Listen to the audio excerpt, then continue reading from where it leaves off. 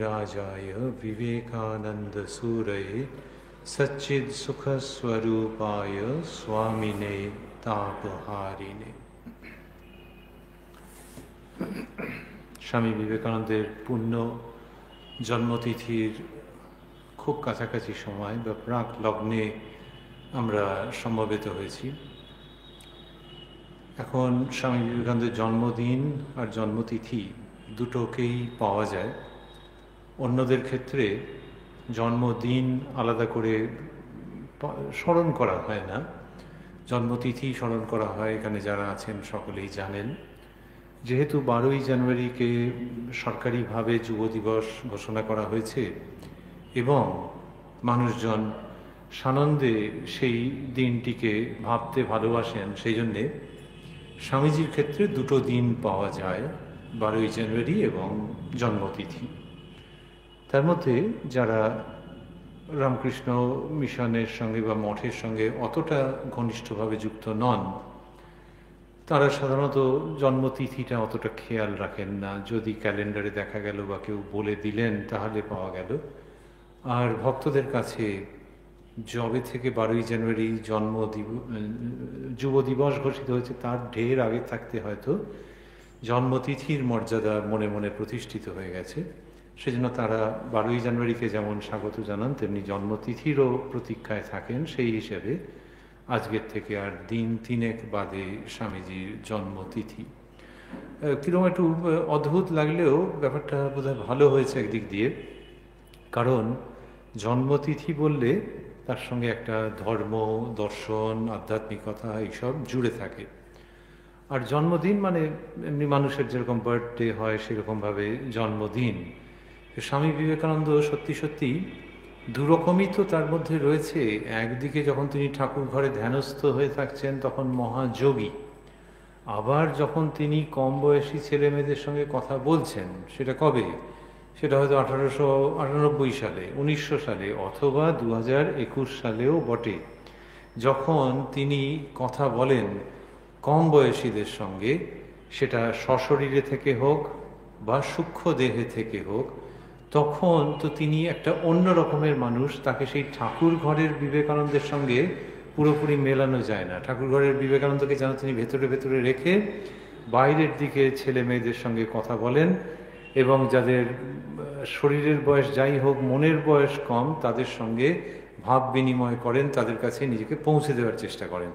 এই রকম একজন মানুষের ক্ষেত্রে জন্মতিথি এবং জন্মদিন দুটো যে আসে সেটা বেশ চমৎকার। তার মানে জন্মদিন মানে সেটা ধর্ম বা আধ্যাত্মিকতা বিবর্জিত তা তো নয়, কিন্তু তবু জন্মদিনের একটা আলাদা স্পিরিট আছে। এবছরে যেমন বেলুড় মঠে কেউ যেতে পারেননি, এমনিতে উৎসব কিছু হয়নি, কিন্তু না হলে অন্যান্য সময় কি হয়, 12ই জানুয়ারি দলের পর দল ছেলে মেয়েরা সব সুশৃঙ্খলভাবে যাচ্ছে, ব্যান্ড বাজছে, অনুষ্ঠান হচ্ছে, কেউ কবিতা বলছে, কেউ আবৃত্তি করছে, কেউ অন্য কিছু করছে, কেউ গান গাইছে, কেউ কিছু বলছে, সব নানান রকমের হচ্ছে। তো এই 12ই জানুয়ারির যে প্রাণোচ্ছলতা, তার সঙ্গে জন্মতিথির যে ভাব গম্ভীরতা, এই দুটো মিলে তো স্বামী বিবেকানন্দ যেভাবেই হোক ওর ক্ষেত্রে এরকম দুটোই হয়ে গেছে। আর সেখান থেকে যদি ভাবি যে দুটো একসঙ্গে রয়েছে, যে ভেতরে সুগভীর আধ্যাত্মিকতা, আবার বাইরের দিকের কোনো প্রসঙ্গ যেন তার নজরের বাইরে, তার মনোযোগের বাইরে নয়। তিনি যখন স্থূলদেহে বেঁচে থেকেছেন তখন কোন খাবারের কী স্বাদ, কে কীরকম রাঁধছে, রান্নাটা ঠিক মতো হচ্ছে কিনা, কে কীরকমভাবে জীবনে প্রতিষ্ঠিত হচ্ছে, আচ্ছা তোকে আমি বুদ্ধি দেবো, তুই বাইরে যা, বিদেশে যা, গিয়ে ব্যবসা কর, আমি ব্যবসার বুদ্ধি দেবো, আমাদের দেশের জিনিস এইভাবে বিক্রি করতে পারলে দেখবি কত পয়সা করতে পারবি, শুধু শুধু কেন অন্যের দাসত্ব করবি, এইসব কথা তিনি বলছেন।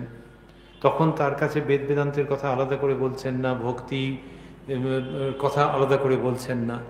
এই যে স্বামী বিবেকানন্দ, একে ঠিক মনে হয় যে হ্যাঁ, আমাদের ভারতবর্ষের ধর্ম দর্শন তো এইরকমই, যে সে ঠাকুর ঘরের ভেতরে যা পেয়েছে, সে তার নিজের ধ্যানের জগতে যা পেয়েছে, সে তার নিজের সাধনার জগতে যা পেয়েছে, তার সঙ্গে বাইরের জগৎকে কোনো না কোনোভাবে মিলিয়েছে।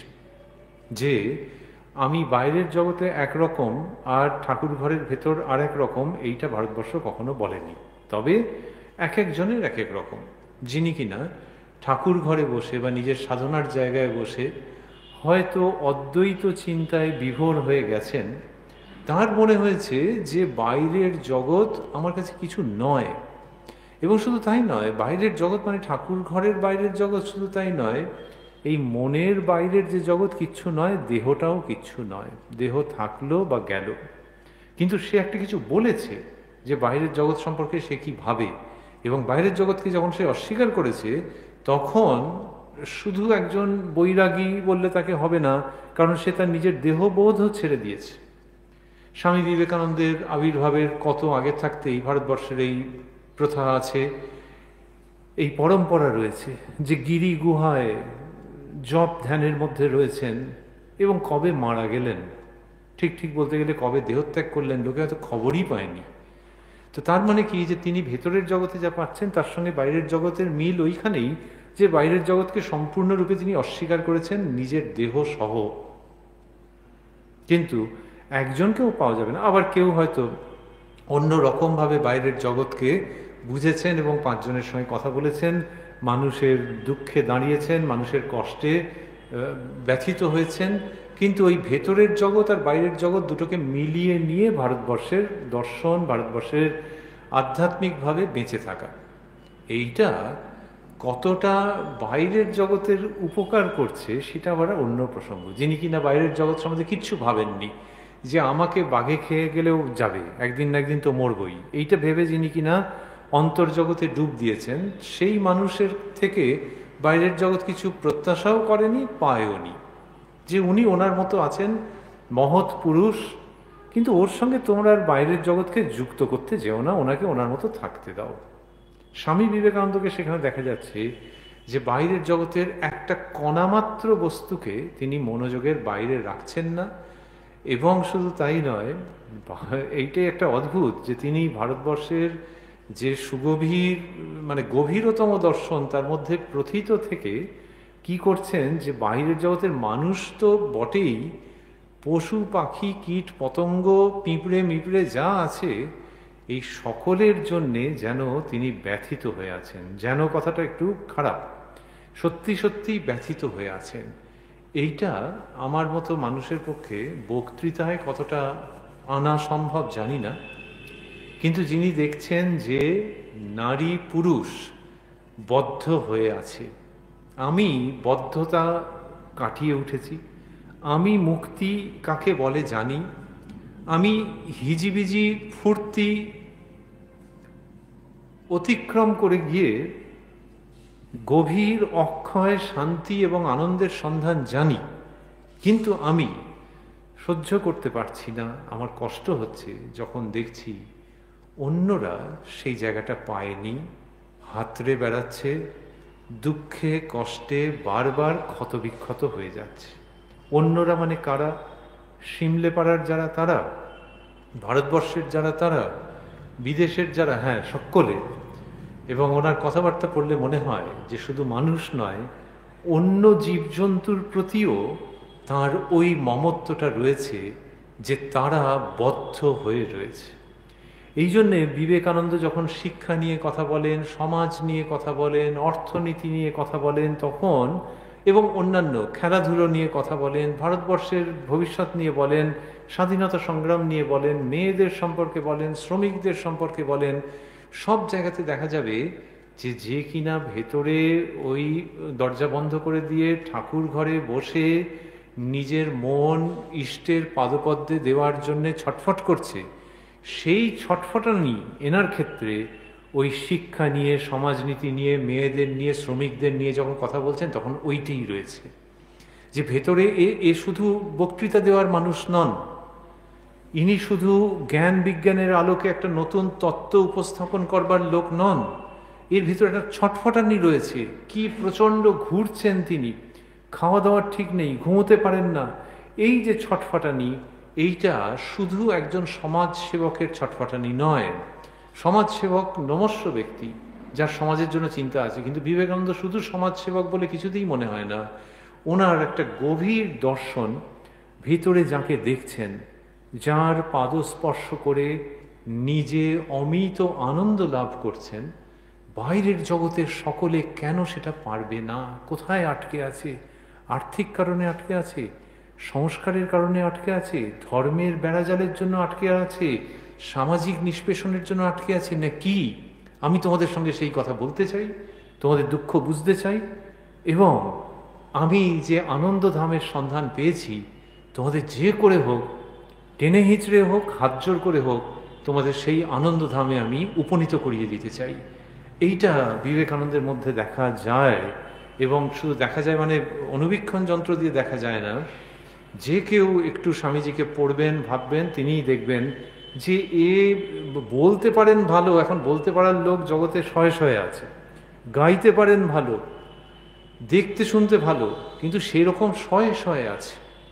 বিবেকানন্দের মধ্যে যেটা রয়েছে সেটা হচ্ছে অন্য মানুষের জন্যে যে ভাবনাটা, যেখান থেকে ওই যিনি 40 বছরের আগে পৃথিবী ছেড়ে চলে গেলেন, তার মানে ইয়াং ম্যান, সেই তার মধ্যে যে অস্থিরতাটা, এইটাই বিবেকানন্দকে শুধু যে একটা অন্য মহত্বে আমাদের সামনে উপস্থাপন করছে তাই নয়, বোঝা যাচ্ছে যে এনার কথা আধুনিক কালে খুব দরকার শোনবার, এনার কথা দরকার। এবং উনি মানুষের ভালো চাইছেন, মানুষের মঙ্গল চাইছেন, এবং সেটা কতদূর পর্যন্ত, সেটা হচ্ছে যে যাতে প্রত্যেকের মুক্তির স্বাদ পায়। যিনি রান্না করছেন সারা জীবন ধরে, তিনি বলেন যে এই রান্নাঘরটাই দাসত্বের মতো হয়ে গেল, এখান থেকে কি আর মুক্তি নেই? এই জীবনটা রান্নাঘরেই শেষ হয়ে গেল। এই যে প্রত্যেক মানুষের, আবার যিনি অফিসে চাকরি করছেন তারও কোনো না কোনো সময় মনে হয় যে এ তো একটা দাসত্ব। তো যিনি যেরকম জায়গাতেই আছেন, তার বেশি ধর্ম দর্শন যদি নাও পড়েন, জীবনের মধ্যে যে একটা দাসত্ব আছে, এইটা মানুষ কাউকে শুনিয়ে হোক বা নিজের মনে মনে হোক বহু ক্ষেত্রে উপলব্ধি করে। এবং যিনি যত সংবেদনশীল, অনুভূতিপ্রবণ, তার তত মনে হয় যে দেখতে বাইরের দিক থেকে জীবনটা বেশ রংচঙে, কিন্তু আসলে টুকরো টুকরো অনেকগুলো দাসত্বের যোগফল। এইখান থেকে স্বামী বিবেকানন্দকে আবারও পাচ্ছি, যিনি কিনা দেখছেন যে মানুষের মধ্যে সত্যি সত্যি দাসত্ব রয়েছে, কিন্তু সেটা তাকে কান ধরে মাথায় গাঁটটা মেরে বলা নয় যে তোমার দাসত্ব আছে, তুমি বুঝতে পারছো না। সেই ব্যক্তি বুঝতে পারবার আগে বিবেকানন্দ বুঝছেন, জনক জননীর মতো যার সত্তা, তিনি বুঝতে পারছেন যে দাসত্ব রয়েছে। সেই দাসত্বের শৃঙ্খল থেকে ওই মুক্তির আস্বাদন পাওয়াতে হবে যার জন্যেই মানুষের জন্ম। আর তা না হলে এই শরীরে যা যা করা যাচ্ছে সেগুলো পশুর জীবনেও হতে পারে। তাহলে মানুষের জীবনটা যে জন্যে, সেইটার স্বাদ পাওয়াতে হবে, এইটা বিবেকানন্দ বারবার করে বলছেন। সেটা তার জন্মতিথির প্রাক লগ্নে ভাবছি যে একটা বক্তৃতার মধ্যে এই কথাগুলো তুলে ধরলে বোধহয় ভালো। আবার এরকম আশা করাটাও বাড়াবাড়ি যে একটা বক্তৃতার মধ্যে সবটা ব্যাপারটাকে বুঝে ফেলা গেল। কিন্তু বিবেকানন্দের মধ্যে এই অফুরন্ত ছটফটানি, যেমন আধ্যাত্মিক প্রশান্তি, তেমনি আবার জগতের মানুষের বদ্ধতা দেখে ভীষণ রকমের অস্থিরতা। সেই অস্থিরতাটা তিনি তার গুরুদেবের কাছ থেকে পেয়েছেন। লোকে বলে যে ভালো ভালো জিনিস পেয়েছে, ব্যাংক ব্যালেন্স পেয়েছেন উনি, স্পিরিচুয়াল ব্যাংক ব্যালেন্স, এবং এই অস্থিরতাটা পেয়েছেন শ্রীরামকৃষ্ণের কাছ থেকে। আমরা কি করে বলছি, তিনি নিজেই বলছেন গাজীপুরে যখন গেছেন তখন পওহারি বাবার কাছে ইচ্ছে হয়েছে যে একটু দীক্ষা টিক্ষা নেবেন, কিছু যদি হঠযোগের কায়দা বাবাজি, উনি নিজেই বলছেন বাবাজি যদি দেখিয়ে দিতে পারেন। তারপরে কিছুদিন যাওয়ার পর দেখলেন যে না, লাভ হচ্ছে না। আমি ভেবেছিলাম অনেক কিছু, কিন্তু সেরকম কিছু নয়। তা শ্রদ্ধা রেখেছেন, কিন্তু আর ওইটা থাকেনি যে ওর কাছে গিয়ে কিছু শিখে টিকে নিতে হবে। এবং তখন আবার মনে পড়েছে তাকে, যার জন্যে ঘর ছেড়েছিলেন। এবং সেখানে লিখছেন যে শ্রীরামকৃষ্ণের কোনো জুড়ি নাই, আর কোনো মিয়ার কাছে যাইব না। বলতে বলতে শ্রীরামকৃষ্ণ সম্পর্কে বলছেন যে বদ্ধ জীবনের জন্য সেই ইন্টেন্স সিম্প্যাথি এরকম আর পাওয়া যাবে না। ওই গাজীপুরের খুব একটা অনুভূতি ঘন মুহূর্তে এই চিঠি লেখা, যে যেন একটা কিরম নিজের প্রতি নিজের অভিমান, যে তাকে পেয়েছি আবার আরেকজনের কাছে যাচ্ছিলাম না, আর যাব না, এই লাস্ট, এইরকম একটা ভঙ্গি, আর কোনো মিয়ার কাছে যাইব না। এবং শ্রীরামকৃষ্ণের কথাই বলছেন যে বদ্ধ জীবনের প্রতি সেই ইন্টেন্স সিম্প্যাথি। বাংলার সঙ্গে ইংলিশ চমৎকার লিখতে পারতেন। তো এই যেটা বললেন যে ইন্টেন্স সিম্প্যাথি, শ্রীরামকৃষ্ণ থাকলে হয়তো বলতেন, নরেন যা বলে কিছু কিছু বুঝি, ইংরেজিতে যা বলছেন তিনি। তো এই যে বদ্ধ জীবনের জন্য যে ইন্টেন্স সিম্প্যাথি শ্রীরামকৃষ্ণের মধ্যে দেখতে পাচ্ছেন, বলছেন যে আর কোনো মিয়ার কাছে যাইব না। শ্রীরামকৃষ্ণের মধ্যে বদ্ধ জীবনের জন্যে, স্বামীজির শব্দাবলী বদ্ধ জীবনের জন্যে। তাহলে ওই মানুষ বদ্ধ হয়ে আছে, কিন্তু সে এসে বলে না অ্যাপ্লিকেশন লিখে দেওয়ার মতো যে আমি বদ্ধ, দয়া করে আমাকে মুক্ত করুন। বরং যিনি দেখতে পাচ্ছেন তারই কষ্ট, যে ওই যে সেজেগুজে ঘুরে বেড়াচ্ছে, কিন্তু এর একেবারে অঙ্গে অঙ্গে দাসত্বের শৃঙ্খল জড়িয়ে রয়েছে। সেইখান থেকে শ্রীরামকৃষ্ণ তো কথা বলেছেন মানুষ জীবনের উদ্দেশ্য ঈশ্বর লাভ। বাবু, ঈশ্বর লাভ না হলে কিছুই হলো না। এইসবগুলো যখন বলছেন, মূলত পুরুষ মানুষদের কাছে বলেছেন, কিন্তু তারপরে মেয়েদের হাতে যখন সেই লেখাগুলো পড়েছে, তখন নারী পুরুষ নির্বিশেষে সকলেই বুঝেছেন যে এটা মানুষের জন্যে বলা। যেখানে বলছেন যে বাবু, ঈশ্বর লাভ না হলে কিছুই হলো না, এবং কি আকুতির সঙ্গে সেই কথা বলেছেন। তাহলে এই শ্রীরামকৃষ্ণ মানুষের মুক্তি চাইছেন। আর লোকে মুক্তি বলতে এমনি অনেক সময় ঘাবড়ে যায় যে এই রে মুক্তি মানে কি, মরে যাওয়া নাকি? তা তো আর নয়।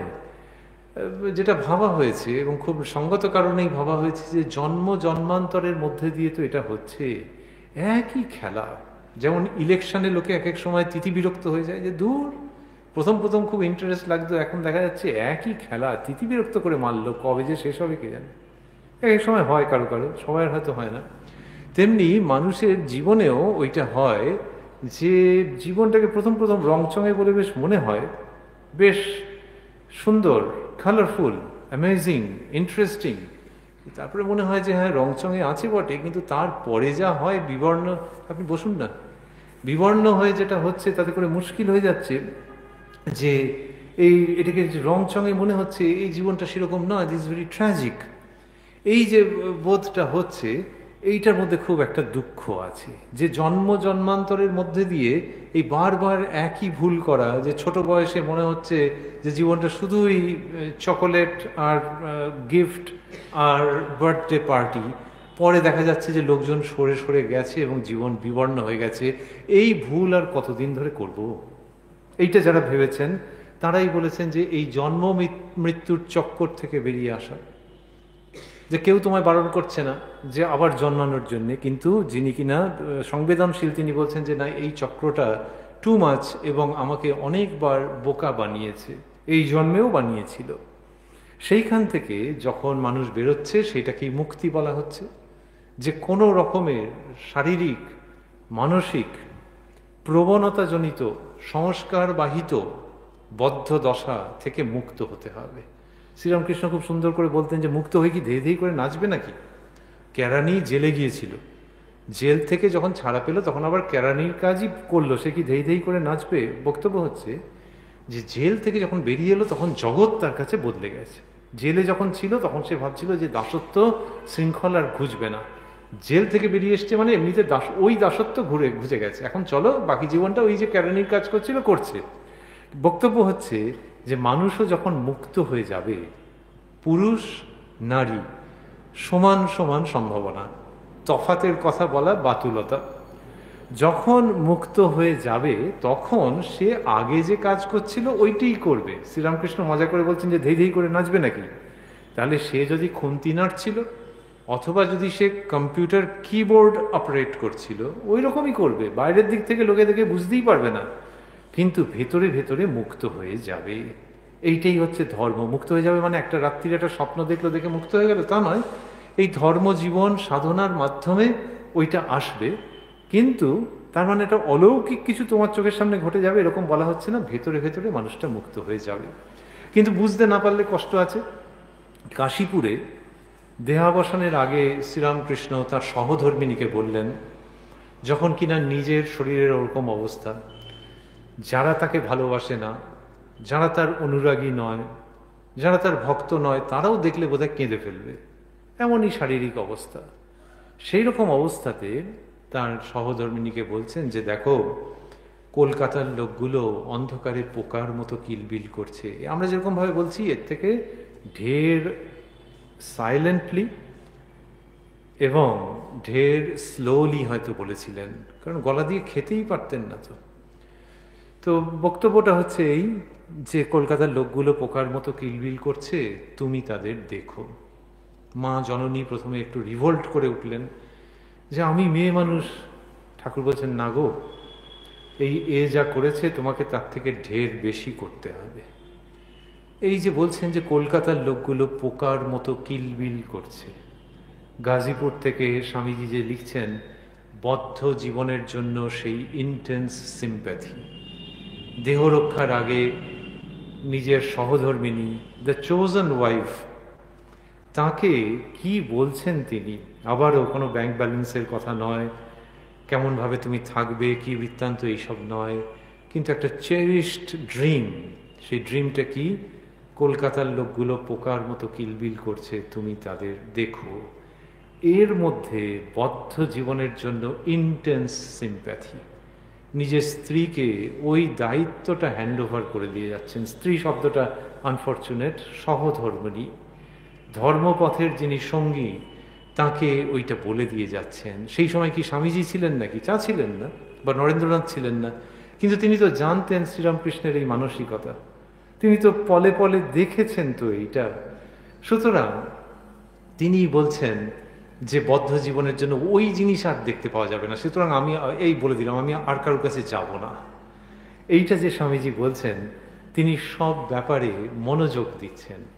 এবং আপাত দৃষ্টে মনে হবে যে এই তো ইনি অর্থনীতি নিয়ে কথা বলছেন, এই তিনি সমাজনীতি নিয়ে কথা বলছেন, কিন্তু প্রত্যেকটা দেখা যাবে যা বলছেন, কেউ যদি বলে তার কাছে করজোড়ে, করজোড়টোর তিনি অত পছন্দ করতেন না, যাই হোক, শ্রদ্ধার সঙ্গে যদি কেউ বলে যে আপনি যা বলছেন এতে আলটিমেটলি কি হবে, তখন কিন্তু উনি বলবেন যে আলটিমেটলি যদি বলো এইভাবে যদি ফলো করে যায় তাহলে সে মুক্ত হয়ে যাবে, মুক্ত পুরুষ এবং মুক্ত নারী হয়ে যাবে।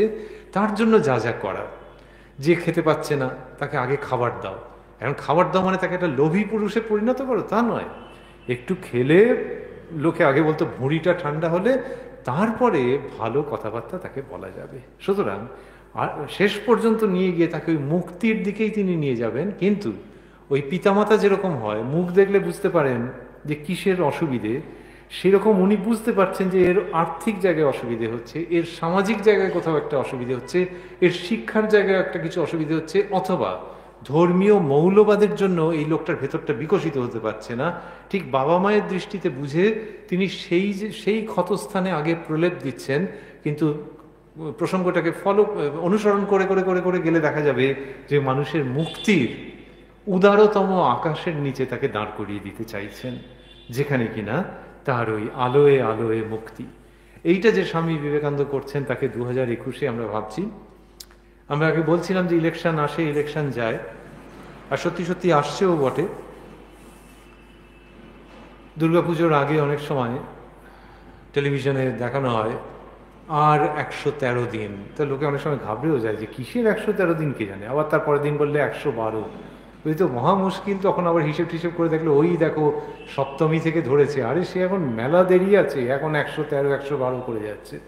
তো এই আমি জানি না, হয়তো এবছরই হবে বা অন্য সময় হতে পারে, এই নির্বাচনের আগেও হয়তো আর 89 দিন এরকম দেখানো শুরু হয়ে যেতে পারে, আমি জানি না, সেরকম একটা সম্ভাবনা বা আশঙ্কা যা হোক একটা আছে।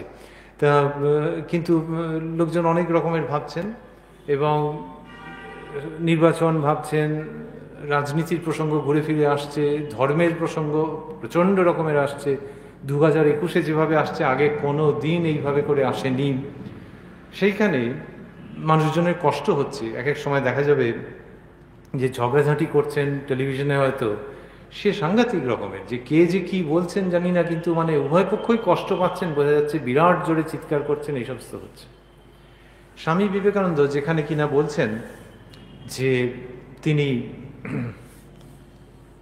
বিভিন্ন দেশে যে ঘুরেছেন, একটা উক্তি করেছেন, যে উক্তিটা আমরা ছোট বয়স থেকে শুনে এসেছি, কিন্তু এখন শুনলে আবার মনে হয় যে ইরে, এটাকে কে কিভাবে ব্যাখ্যা করবে কি জানি। সেই উক্তিটি হচ্ছে যে এক একটা দেশের এক একটা প্রবণতা থাকে। কোনো দেশ ব্যবসা বাণিজ্য নিয়ে থাকে, কোনো দেশ সামরিক শক্তির প্রচুর উন্নয়ন ঘটায়, সেই সব দেশের ওইগুলোই হচ্ছে প্রধান ভাব।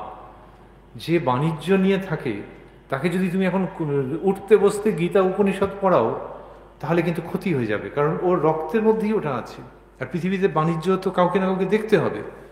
তেমনি যে কিনা মিলিটারি পাওয়ার নিয়ে তার খুব ওটা নিয়ে চিন্তা আছে, ওটাই তার জাতীয় লক্ষণ।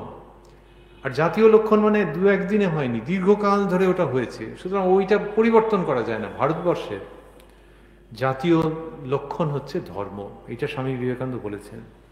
এবং বলেছেন যে কেউ যদি বলে যে না ধর্ম তো বুঝলাম, কিন্তু এখন তো দিনকাল বদলাচ্ছে, সমাজনীতি অর্থনীতি এইগুলোকেই প্রধান করতে হবে, স্বামীজি যেভাবে বলছেন সেটা মানে দাঁড়ায় যে ভাই টু লেট। কেননা ভারতবর্ষে এই ধর্মই, এইটা হচ্ছে ভারতবর্ষের প্রধান, এটা প্রতিষ্ঠিত হয়ে গেছে। গঙ্গাকে কেউ যদি এখন ভাবে যে এমন একটা কায়দা করব যে গঙ্গা পাহাড়েই ফেরত যাবে, মানে স্রোতটা ওই দিকেই যাবে, দিয়ে প্রচুর লোক টোক টেঞ্জিনিয়ার লাগিয়ে এরকম যদি করা হয়, স্বামীজি বলছেন, টেঞ্জিনিয়ার ভাষাটা বলেননি, কিন্তু উনি বলেছেন ওরকম যদি চেষ্টা করা হয় তাহলে হবে কি, নদীটা শুকিয়ে মরে যাবে।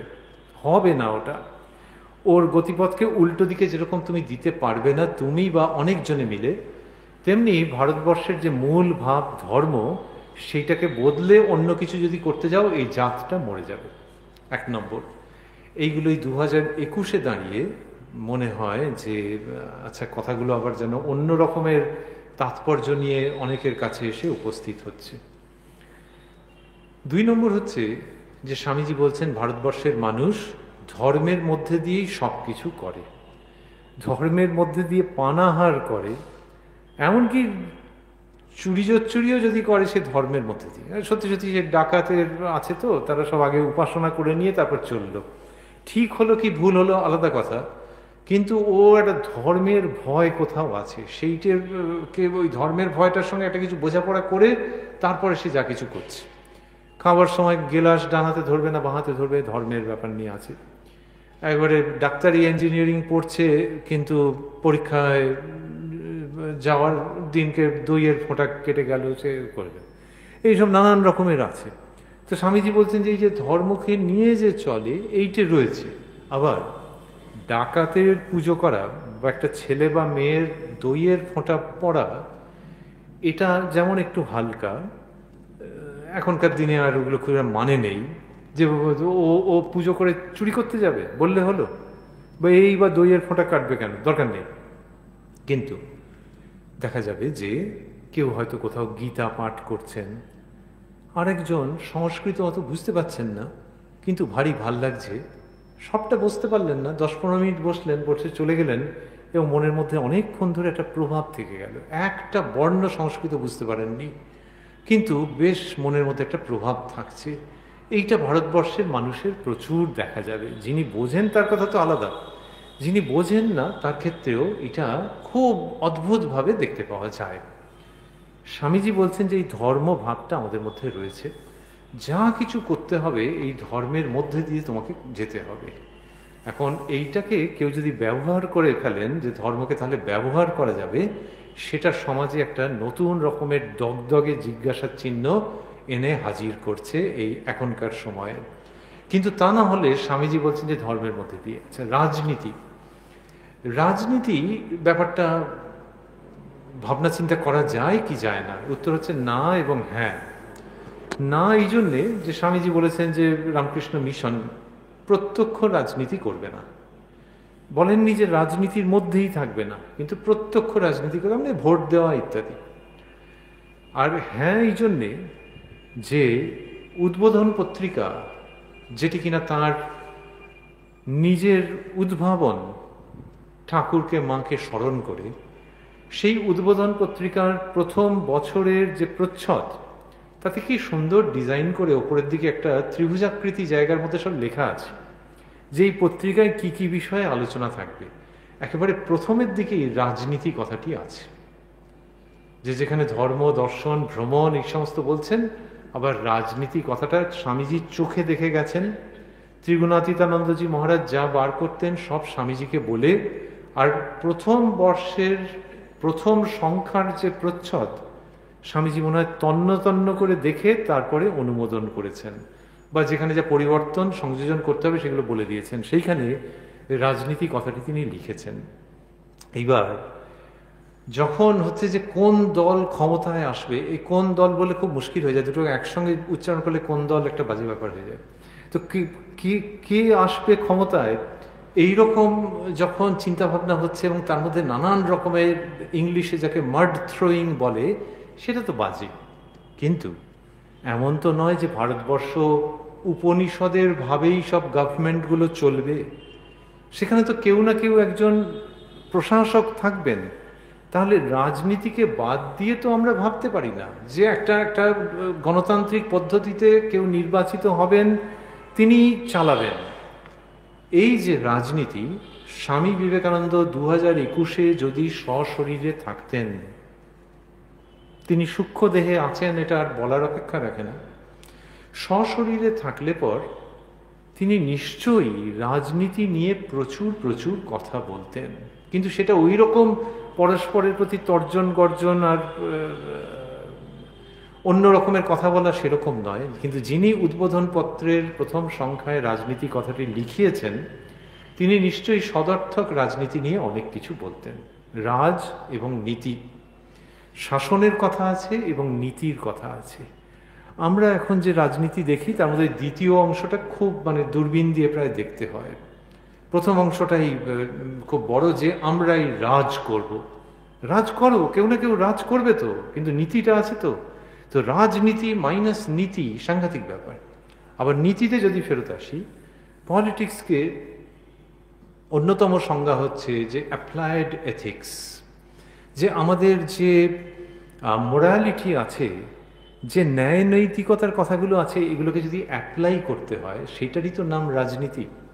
যে তোমার ন্যায় নীতির বোধ আছে, আমার ন্যায় নীতির বোধ আছে, এইগুলো দিয়ে তুমি, আমি এবং আমরা আরো 10-20 জন পশ্চিমবঙ্গটাকে চালাতে পারবো কিনা, রাজস্থানকে চালাতে পারবো কিনা, হিমাচল প্রদেশকে চালাতে পারবো কিনা। চলো এই ন্যায় নীতির বোধটা যেটা আছে এটা প্রয়োগ করি, যে যাদেরকে কিনা শাসন করা হবে তাদের বেশিরভাগ মানুষের যাতে কল্যাণ হয়, সেই জায়গাটা। তার জন্য তুমি বিবেকানন্দকে ডাকলে ডাকবে, চাণক্যকে ডাকলে ডাকবে, উপনিষদের স্মরণ নিলে নেবে, কিন্তু ন্যায়নীতির যে বোধটা আছে সেটা দিয়ে রাজ্য শাসন হয় কিনা, এইটাই তো হচ্ছে প্রায়োগিক যে এথিক্স বা ন্যায়ের জায়গা, ন্যায়নীতি বোধের জায়গা, সেটাই তো রাজনীতি।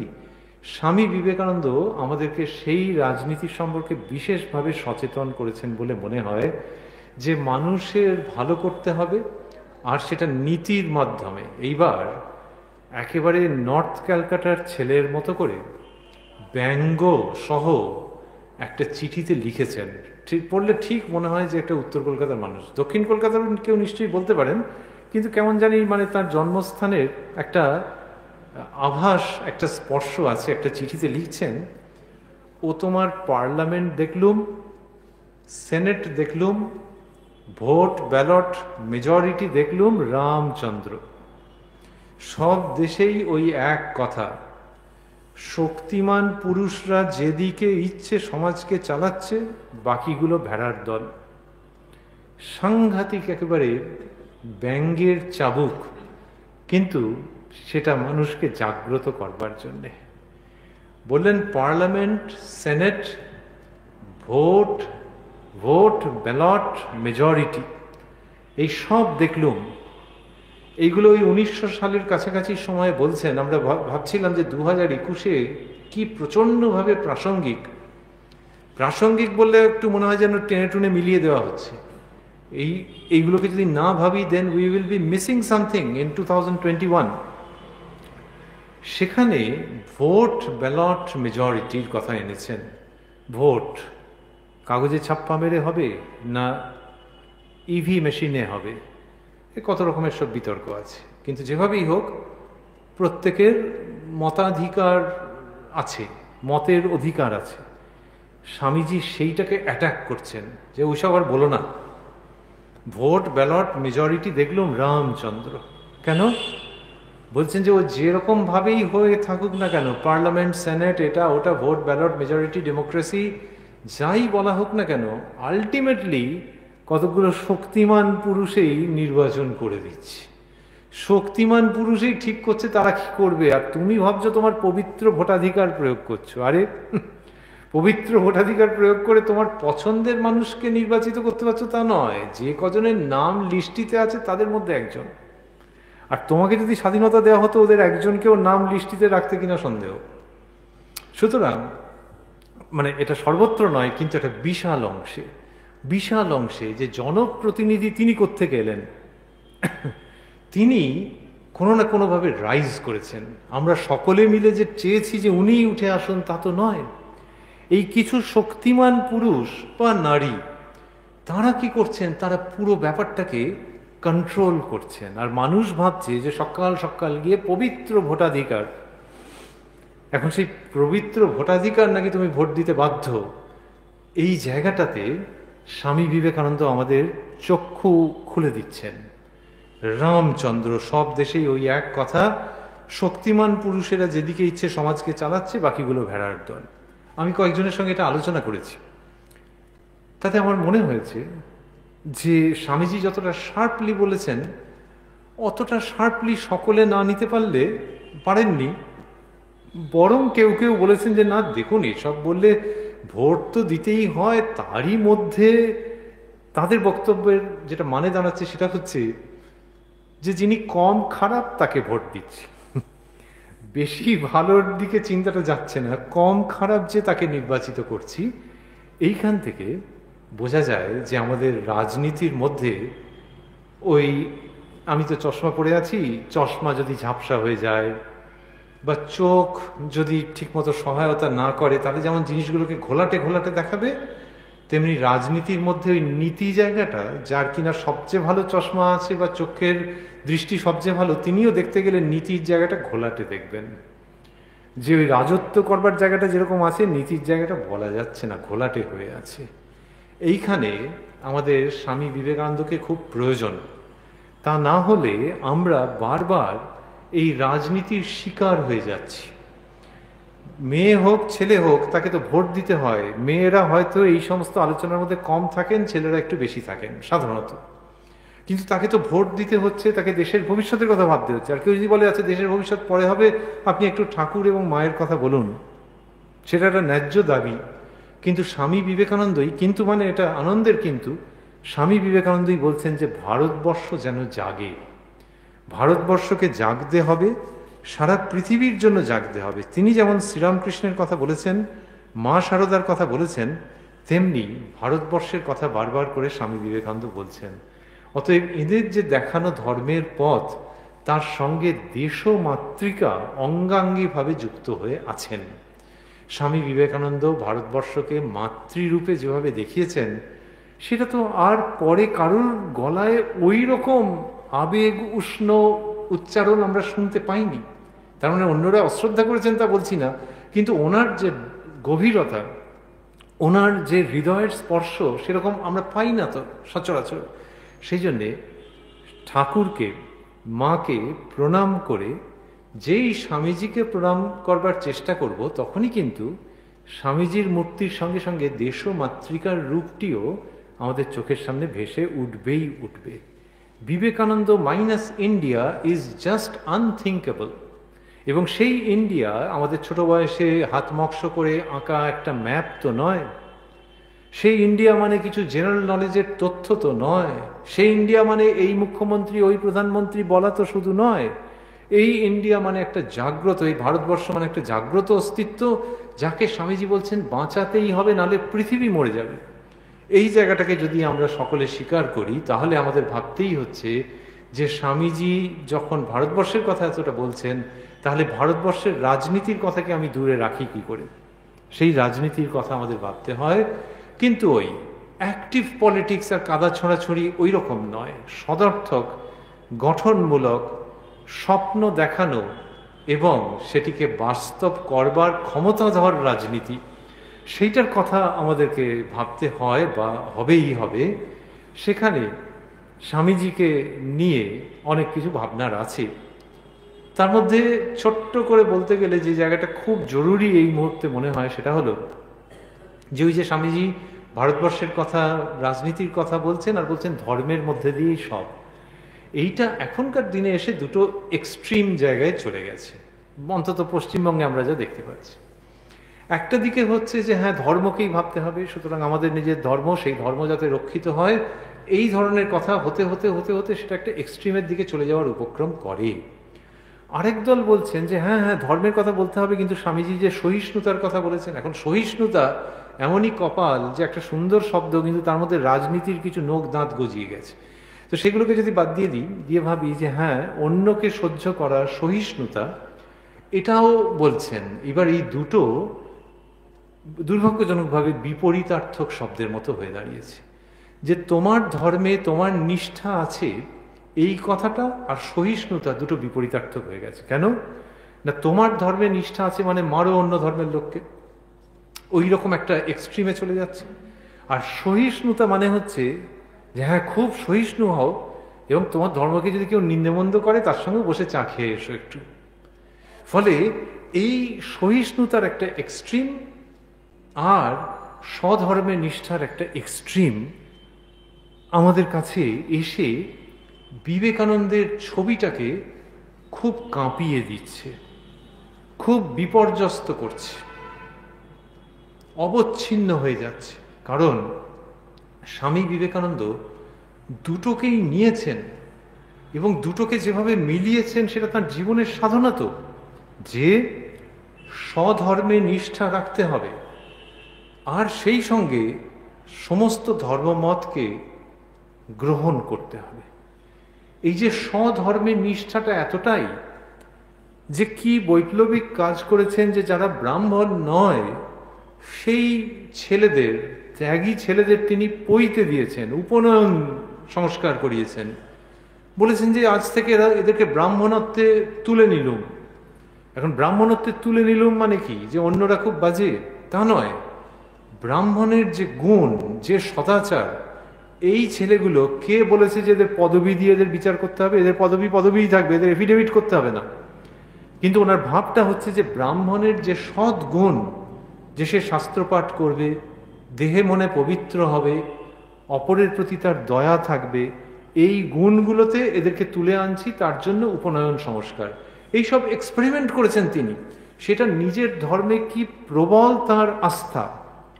কিন্তু অন্য ধর্ম, ওই দক্ষিণেশ্বরে যার কথা শুনেছেন, কাশীপুরে, শ্যামপুকুরে, অন্যত্র যার কথা শুনেছেন, যে যত মত তত পথ, ওই চারটি শব্দের ভাঁজে ভাঁজে যা ছিল সেগুলোকে বিবেকানন্দ আমাদের সামনে উপস্থাপন করেছেন। ভাঁজে ভাঁজে কি ছিল?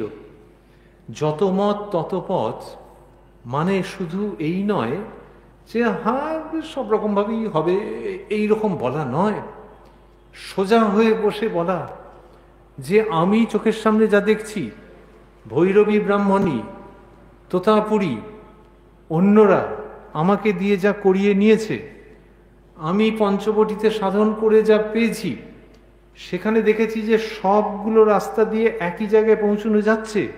আর আমি যেগুলো দেখিনি সেইগুলো দিয়েও হবে যদি নিষ্ঠা ব্যাকুলতা থাকে। কেন? মা ওই মাছ নানান রকম রান্না করে দেন যার যেটা পেটে সয়।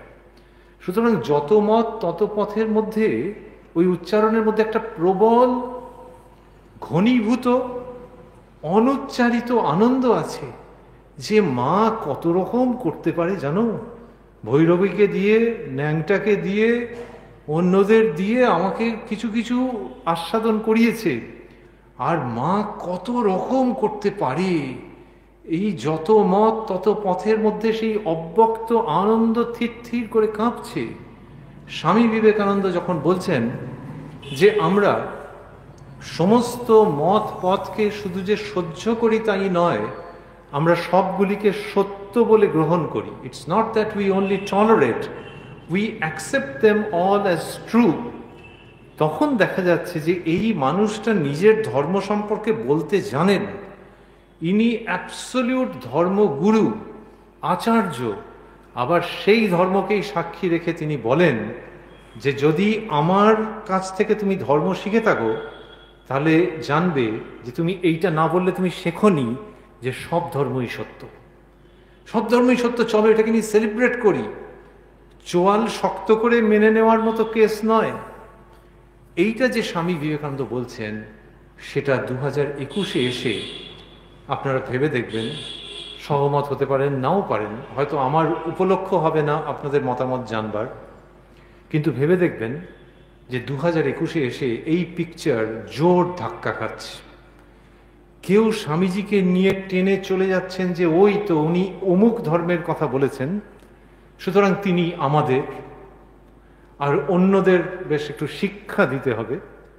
আবার কেউ বলছেন যে উনি ভীষণ সহিষ্ণু, এবং ভীষণ সহিষ্ণু যে সেই স্বামীজি কি কোনোদিন বলেছেন যে তোমার ধর্মকে কেউ খাটো করলেও তুমি সেটাকে গ্রহণ করো? এ তো মহা মুশকিলের কথা। উনি তো দেখেছেন যে ওনার ধর্মকে খাটো করবার চেষ্টা।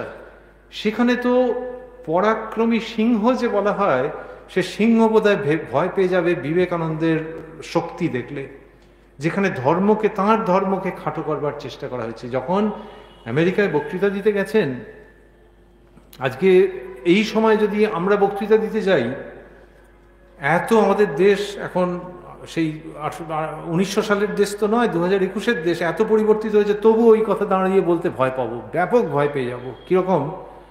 যেখানে স্বামীজি একটা বলছেন যে বক্তৃতার বিষয় ছিল যে what the Christians can do for us, তো খ্রিস্টানরা আমাদের জন্য কি করতে পারেন এইটা বিষয়, সেইখানে দাঁড়িয়ে উনি একা বলে দিলেন। কেউ ওই সঙ্গে ব্রহ্মানন্দ, শিবানন্দ, শারদানন্দ কেউ নেই। ঠাকুর মা মাথার উপরে আছেন, কিন্তু তা না হলে লোকে যেটা বলে বন্ধু বল, লোক বল, কিচ্ছু নাই।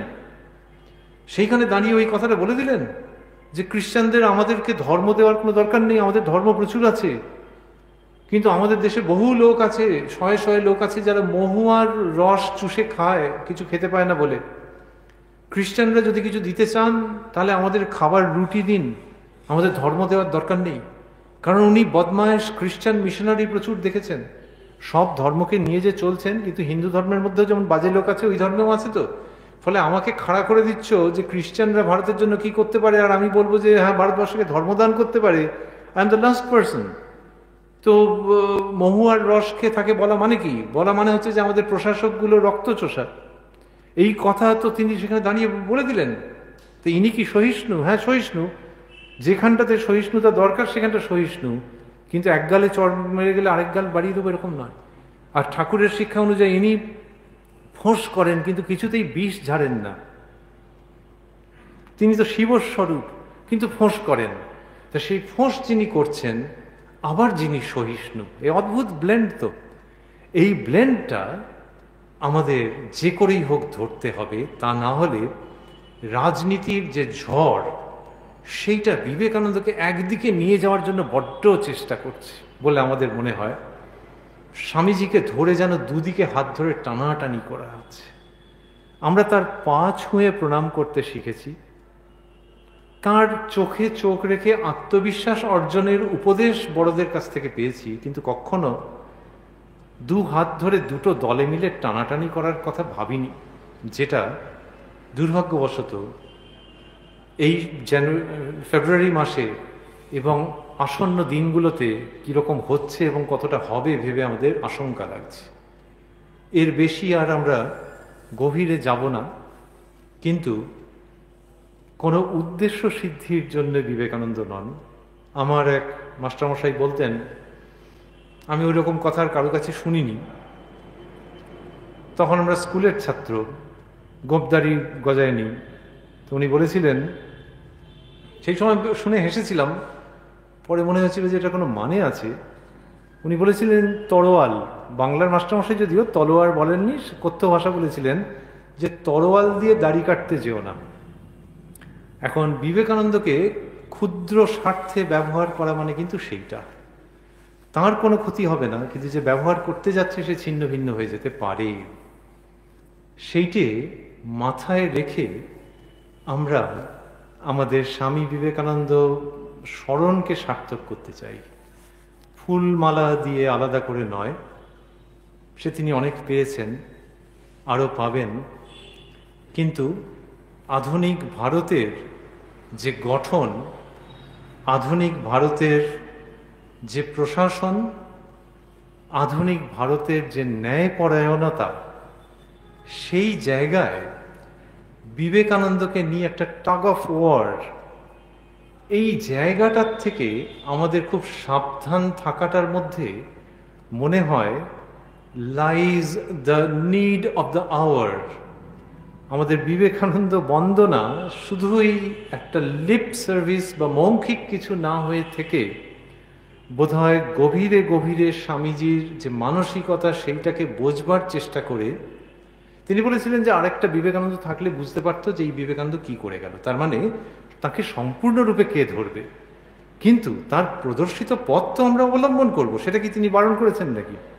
সেইটি যদি আমরা অবলম্বন করতে যাই তাহলে ওই তিনি ভারতবর্ষকে কি দৃষ্টিতে দেখেছেন, নিজের ধর্মে কি প্রবল নিষ্ঠা রেখেছেন, সেই নিষ্ঠার থেকেই অন্য ধর্মকে শ্রীরামকৃষ্ণের চোখ দিয়ে ভালোবাসতে শিখেছেন। মাইনাস সামথিং, সেই মাইনাসটা হচ্ছে যে এই সমস্ত কিছু পেয়েছি আমার ধর্মের জন্যে, তুমিও তোমার ধর্মের জন্যে, ও ওর ধর্মের জন্য, সেই জন্যে আমি তুমি ও যেন খুব সাবধান থাকি যে আমার তোমার বা ওর ধর্মকে কেউ যেন খাটো না করে, আমিও করব না, তোমরাও করতে দেবে না। সহিষ্ণুতার সঙ্গে এই সতর্কতা আমাদেরকে স্বামী বিবেকানন্দে নিয়ে আসছে, তাই তাকে প্রণাম। নানান রকমের ফুল দিয়ে নয়, কিন্তু সহিষ্ণুতা, সতর্কতা স্বামীজি এই উক্তির দ্বারা। ধন্যবাদ, নমস্কার।